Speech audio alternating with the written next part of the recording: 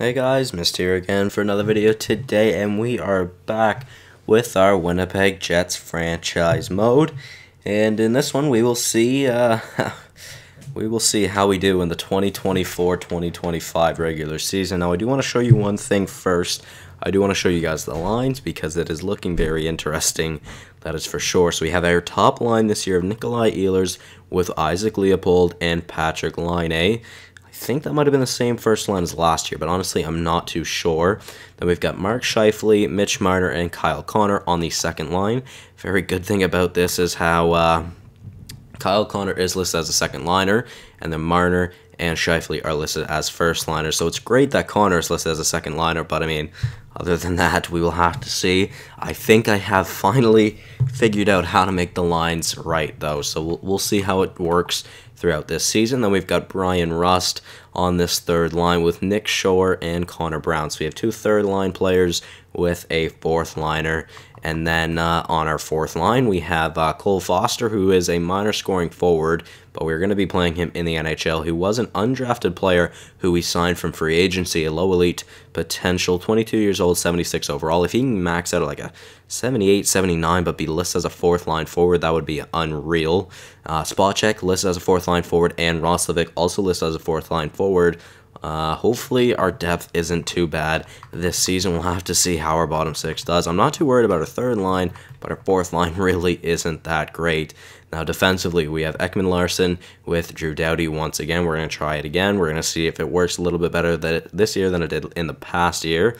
We got Brandon McKenzie with Cale Makar, and then on the third pair we have Josh Morrissey with Taylor Stahl. Now the very, very poor thing about this is that 5 of these defensemen are listed as top 4 defensemen. The other defenseman is listed as a top 2. So I think I might have evened out the ice time enough that Stahl and Morrissey shouldn't be complaining about ice time, but honestly, I'm not too sure. We'll have to wait and see. So looking at the lines, we've got Laine, Leopold, Ehlers, Doughty, Ekman Larsson, Scheifele, Marner, Connor, Makar, McKenzie. I mean, just looking at that screen, those are the names you're going to be seeing for the majority of these lines because, like I said, I do need to give ice time to the first line forwards and the top 4 defensemen who aren't playing in their actual position. So Leopold, Laine, Doughty, and Scheifele for our first 4-man power play unit. Then on the second one, we have Marner, Ehlers, Makar, and Ekman Larsson. For the penalty kill, we have Marner, Leopold, Doughty, Stahl on the first PK unit. Then on our second PK unit, we have Scheifele, Russ, McKenzie, and Morrissey. We'll try that out. No, we'll keep it Doughty and Stahl, and we'll try McKenzie and Morrissey. Then for the 3-man PK, we have Brown with Stahl, McKenzie as our first 3-man PK. Then we have Rust, Morrissey, and Doughty. The reason why I have Rust and Brown there is because they are listed as third liners, so I do need to give them some extra ice time. And then going to extras for our 4-on-4, we have Leopold, Laine, Ekman Larsson, Doughty. Then Marner, Ehlers, Makar, and Scheifele. We will try that out. For our 4-on-4, I don't know what the hell that is. We have Russ, Brown, Morrissey, and Stahl. So the players that aren't really getting as much ice time should be good here. Now, one thing I am kind of worried about is maybe I might need to actually give more ice time to Kyle Connor, but we'll figure that out later into the season. So our 3-on-3 will look like this: Leopold, Laine, Doughty, then Marner, Ehlers, Ekman Larsson, then Scheifele, Connor, and Makar. Honestly, that is got to be one of the best 3-on-3s you could ever have. That is actually unreal. Extra attackers, we have Leopold and Laine. Then the shootout, we have Ehlers, Marner, Laine, Leopold, and Scheifele. Now, one thing I do need to change before we start this sim is I do need to change Laine back to a sniper because power forward last year did not work for him. So we are going to try him as a sniper now, or once again. Hopefully it'll be better. So we have a playmaking sniping 2-way line on the top line, which honestly isn't too bad. We'll see how it works. Obviously, the playmaker being Nikolai Ehlers, the sniper being Patrick Laine, and the 2-way forward being Isaac Leopold. We'll see how that goes. Maybe that combination of potentials and what they're actually listed as. I don't know what I should call that. I don't know, to be honest, but I mean, I guess that's it, guys. I think it is time to head into the regular season, and we'll see how we do. First game is against Arizona. I think we will sim to the deadline at least in this episode. We'll try to, and we'll see if we can make it there. So, first game of the season, we won 2-0 over the Arizona Coyotes, which is very good. Not too bad of a start to the season, man. I keep mentioning this in every sim that we do for Winnipeg now, because I would love to see our Winnipeg Jets play like the Winnipeg Jets are in real life right now, because they are doing extremely good. I think they're on a bit of a little skid right now. I think they're on a 3 or 4, maybe even 5 game losing streak, but they were like tied for top 3 or 4 in the league. Might have been top 5. I don't remember, with like a few other teams. I think it was top 3 in the league with like the Leafs, the Blue Jackets, and then 2 other teams. Maybe it was I think maybe LA, and maybe it was also St. Louis, but honestly, no, it was Vegas, I think. But yeah, very interesting, that's for sure. I did notice that who was it? Taylor Stahl was complaining about ice time, so we may have to change that. Nicholas Hansen, do I want to give Hansen the ice time? Nope, he's already there. Can't do that. Who can I give ice time here? Sutter or Reinpracht? Actually, probably Reinpracht, right? Right? Reinpracht, who's our medium elite? Is it Belak? Okay, yeah, Marshall Belak. He's probably already in there. He is, damn it. Right wingers then, let's see, Shoden, we'll put him in instead. He's not there. All right, that is fine with me. Yeah, okay, that looks good. All right, back to the sim. We were actually we were actually doing pretty good there. Taylor Stahl has been injured, and he is losing morale extremely quickly. Okay, so that's not good. He's already down to a not so happy face, I guess you could say. I don't know, but yeah, we're gonna have to give Taylor Stahl some more ice time once he comes back. Now, looking at our team, Shore got up to an 80 overall, which isn't bad. Foster's already up to a 77 overall as well. Is Connor or any of the second line complaining about ice time? No, they are not. That is awesome. Now, for defensemen, let's see, are any of these players complaining about ice time? Morrissey is, and Wu is as well, because he's listed as a top 6 defenseman, and we aren't playing him at all. So, yeah, that is one unfortunate thing about this. I may have to trade to get a bottom 2 pair, because really, I don't know what we could do. Because with Morrissey and Stahl there, I don't know what I could do, to be honest. Like I said, edit lines, Johnny Davison. Is he actually good? I'm assuming he's decent. He's who did I? Kessie, yeah, Kessie. We will switch out Kessie for Davison. Is he one of our? Okay, I thought he was one of our low elite players. But yeah, okay, whatever. That is fine. Let's continue the sim now. 8-6-1 isn't too great. I definitely was hoping for better than that. We were doing a little bit better than that before this. Now, where our regulation losses came from, honestly, I do not know. They literally just came out of nowhere. Now, for Taylor Stahl, like I said, I do need to give him more ice time. I will just wait until he comes back, because he's listed as a top 4 defenseman. He's a low elite. I think he's 21 or 22 years old. And he's 82 overall, I believe, so he could definitely still be something for us here in the future, as we get a trade for Anton Slepyshev, but I don't need Slepyshev, and Vancouver just signed him this past year. If he was listed as a third liner, then maybe I would go for that, but no, I don't need him.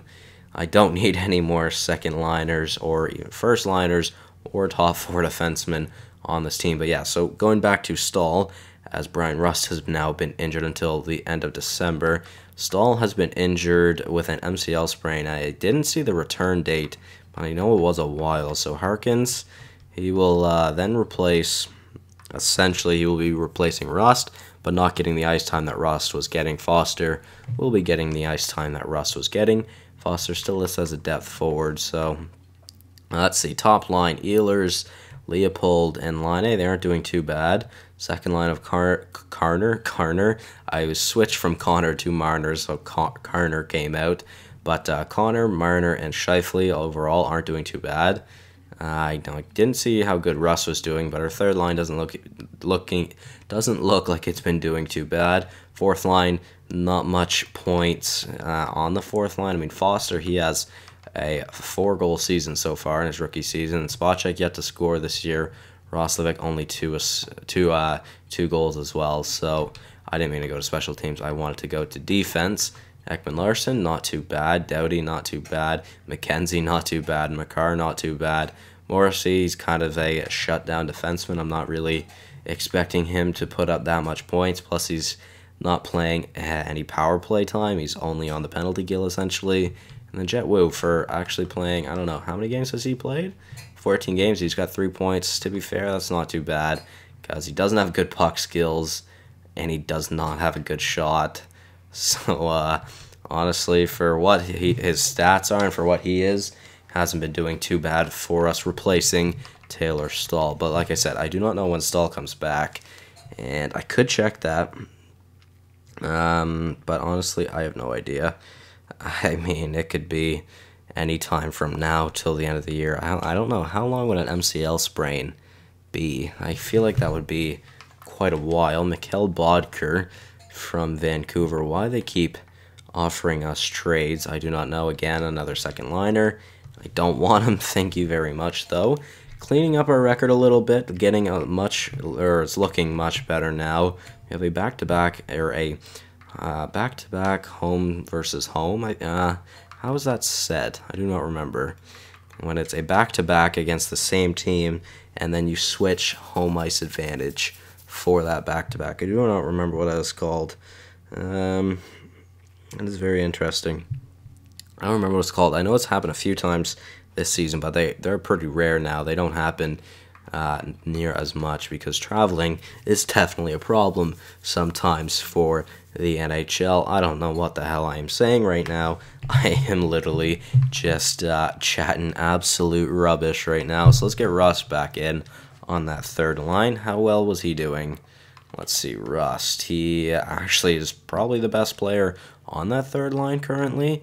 Really quickly, Harkins, how did he do? He had one goal in however many games he played. Foster wasn't doing too bad on the third line, that's for sure.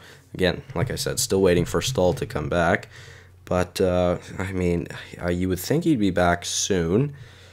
One thing I should check is Sven Gustafsson. I should see how he's doing. Also, Tony Hentonen, because Hentonen is our backup, and he's only a 75 overall. He might have gone up, might have gone down. So, minimum 76 overall. He could even be 74 overall now if he has gone down, like I said. Honestly, who knows? Let's see. At a scouting assignment now, continuing in Canada. I'll just continue in Canada. I did see someone get injured. I think it was Vyacheslav Korolev, but it must have just been a day injury down there in the AHL, as Taylor Stahl is finally ready to come back. So Taylor Stahl has basically missed half the season already, which kind of sucks, not going to lie. But, yeah, like I said, we are going to have to give him some more ice time. So out of curiosity, how many games have we played right now? 45. And Stahl missed how many of them? He has missed 33 games. So, yeah, Stahl had a very big injury, unfortunately. But yeah, 21 low elite. Like I said, I do want to cater towards him. So you know what? We're gonna play Makar on the bottom pair. Then give Stahl that actual top 4 ice time with McKenzie. Have our 2 low elite players playing together. Cale Makar's getting plenty of ice time, so we're gonna try Stahl on the second pair instead. And hopefully he will stop complaining about ice time. If he does continue to complain about ice time, we could always make some more changes for his ice time. But I mean, I don't know. I think everything should be good now that he is actually playing in the top 4 role that he is listed as Drew Doughty has been injured with a broken nose until February 11th, which is, I think, 2 or 3 weeks down the line. And you know what? I think what we will do is we'll play Stahl on the top pair. So Wu will replace... Nope, I don't want to do that. Nope. replace Wu again. Let's play. I do want Makar getting basically all the ice time, so we'll replace Stahl with Wu, which means Wu will only get Stahl's ice time, and then Stahl will get Makar's ice time, which is a lot of ice time. Then Makar will get Doughty's ice time. So overall, Makar went down, but then went up as well, so that wasn't too bad for him. 7-6 loss against Ottawa there. That is a very high-scoring game. Brandon Carlo. Don't really need any top 4 defensemen. I'm not even going to look at that trade. If I see a defenseman name or a defenseman's name in a trade, I more than likely won't even look at it because, like I said, I do not need any top 4 defensemen. We are currently 1 game off a 30-win season, and we're getting a lot of losses before then, which kind of sucks. Edit scouting assignment again, and Drew Doughty is back as well. I did just see that at the top of the screen if you guys did not. Let's see. So, yeah, let's put him back into the lineup. And, yeah, let's see. So, defense, yep. Makar we will replace with Doughty. Hopefully I remember what I want is Stahl. Then we'll get replaced by Makar. And then Wu will then get replaced by Stahl. I just realized that I also didn't have Stahl on the second pair like I wanted him to while Doughty was injured for those few weeks, but it's fine. And again, another loss, Travis Hamonic. No, thank you. But come on, get our 30th win, please. Johan Larsson, I mean, depth is definitely not a bad thing, but is he really worth a second-round pick? Third liner.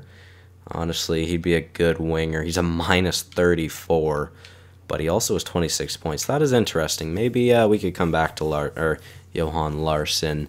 Vyacheslav Korolev has been injured again this year. But very, very interesting. Erica Branson, like I said, I don't need any top 4 defensemen. But his Sonny Milano, again, depth. Let's see, would he be better? A third rounder for Milano, a 5th, 6th, and 7th. 79 overall isn't great for someone who was listed as a third liner. And to be honest, he's only really good in, I'd say, his skating and puck skills category. He's got an okay shot, but I do not think Milano is worth a third-round pick. Moving on, we finally got our 30th win against Colorado after losing like at least 6 straight, which was very poor. I think we get another trade coming in. LaBelle, do not, I believe LaBelle is ours. I'm just not going to give up on him. I mean, I'll just keep him for now. But like I said, finally moving on to the deadline, looking like we're getting another trade. Let's see. Yes, we do. Brandon Carlo again. Do not want him. But let's see. Trade deadline is almost upon us. Very, very true. We'll get rid of our first and everything else that we have there. Okay, yeah, we're at the deadline now. 32, 27, and 3 is honestly not good. I don't even think that's a playoff record, to be honest. Somehow we are in a playoff spot right now, but really it hasn't been a good season. We should be doing a lot better than this, and honestly, we've gotten way too many losses in the past few months. So let's see, we've up to this last Nashville game with 1, 2, 3, 4, 5, 6, 7, 8, 9, 10, 11, 12, 13, 14, 15, 16, 17, 18, 19, 20, 21, 22, 23, 24, 25, 26, 27, 28, 29. In our last 29 games, I think we've lost like almost 20 games. 1, 2, 3, 4, 5, 6, 7, 8, 9, 10, 11, 12, 13, 14, 15, 16, 17. So in our last 29 games, we have lost 17 of them, which is not good. And during that time, we also went on a 3, 4, 5, 6, 7 game losing streak. And then we went on another 2-game losing streak. And we are currently on a 1-game losing streak as well. So we haven't been doing good. And honestly, I don't know what it is. I don't know if it's our offense, I don't know if it's our defense. I mean, Leopold's doing good. He's got the most points on the team. But let's see. Line changes. I mean, Ehlers is doing good. That is 55 points for him. Leopold had 59, 58, 57. I don't remember what it was. And then line A, he's got not 50. He's got 45 overall, which isn't too bad for him either. It's honestly on pace for a career high for him. He will more than likely get more goals than he did last season and the season before. I hope. I mean, 7 goals in 20 games. I would hope he would be able to do that. As for our second line, though, not too bad from Connor. 1 shy of 40. Marner, 1 shy of right? 1 shy of 40. 39, yeah. 1 shy of 40. And then Scheifele is actually 1 shy of 50. Scheifele is not doing bad. Maybe I should try a line change between Scheifele and line A then. Let's just try that. We'll see. As for our third line, minus players, but they're doing good point-wise. Same thing for our fourth line, to be fair. I don't really know what I could do about the depth. Now, as for defense, really good from Ekman-Larsson, really good from Doughty, really good from McKenzie. Not much from Stahl, not much from Morrissey. Pretty good from Cale Makar as well. So really, it looks like it's been Gustafsson. And my God, has it ever been Gustafsson? Gustafsson really hasn't been doing good. He is a butterfly, which is unusual. Most goalies are usually... Actually, no. I believe I changed him to a butterfly because... Wait, did I change him to a butterfly? Yeah, because his stick low is 99. And his glove low... I mean, his glove low isn't great, but his 5-hole was really good as well. I think I should be changing him back to a hybrid, apparently, because he hasn't been playing well, and maybe, who knows, maybe if that little change from changing him to a butterfly to a hybrid really affects him that much, maybe we can finish off the season strong. But like I said, we are very shy of the playoffs right now, and or we're shy of not being in the playoffs, I should say, right now. And we need Gustafsson to bring us back up to be a stud goaltender that I know he can be, like he was in the playoffs for us this past season. So, Sven Gustafsson, buddy, I am going to need to see more out of you. Have you back as a hybrid. We'll see how it goes. Hentonen actually did go up, by the way. He is a 76. I did just notice that. Now, I mean, I think I could change, or I think I could finish the season in this episode, and you know what, I think I might as well.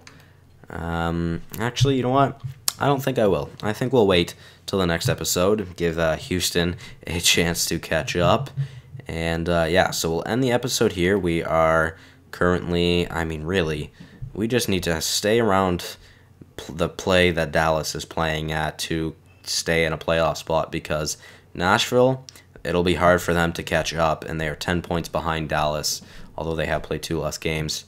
I don't know. We'll have to wait and see. So that is going to be it from me, guys.